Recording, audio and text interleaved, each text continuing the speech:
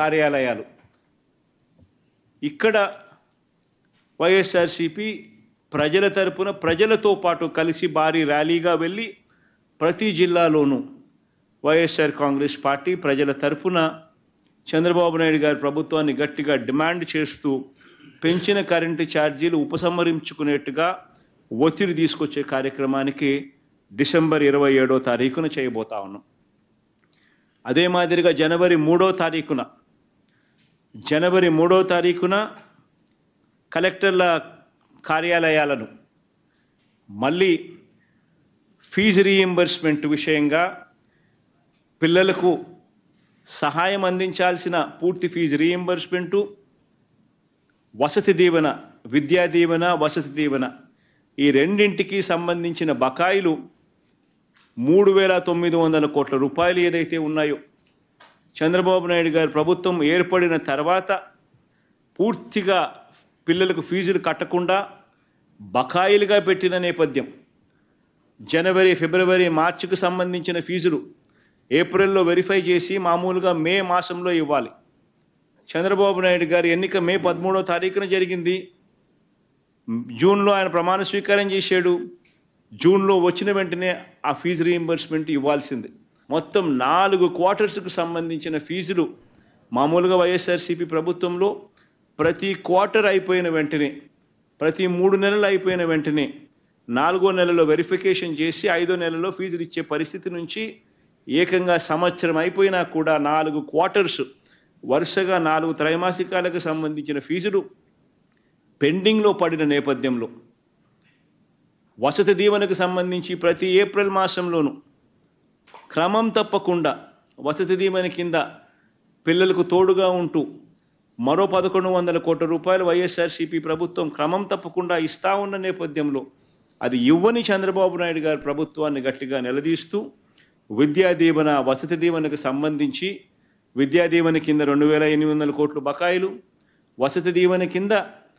1,100 కోట్ల రూపాయలు, మొత్తం 3,900 కోట్ల రూపాయలు చంద్రబాబు నాయుడు గారిని గట్టిగా డిమాండ్ చేస్తూ చదువుకుంటా ఉన్న పిల్లలకు తోడుగా ఉండే కార్యక్రమంలో భాగంగా పిల్లలతో కలిసి వైఎస్ఆర్సీపీ జనవరి 3వ తారీఖున కలెక్టర్ల కార్యాలయాలకు వెళ్ళి రిప్రజెంటేషన్ ఇచ్చి డిమాండ్ చేసే కార్యక్రమం జనవరి 3వ తారీఖున చేస్తుంది. 3 ప్రోగ్రాములు డిసెంబర్ 11వ తారీఖున, డిసెంబర్ 27వ తారీఖున, జనవరి 3వ తారీఖున రైతులకు సంబంధించి, పెంచిన కరెంటు ఛార్జీలకు సంబంధించి, పిల్లలకు సంబంధించిన ఫీజు రీయింబర్స్మెంట్ బకాయిలకు సంబంధించి 3 ఇష్యూస్ మీద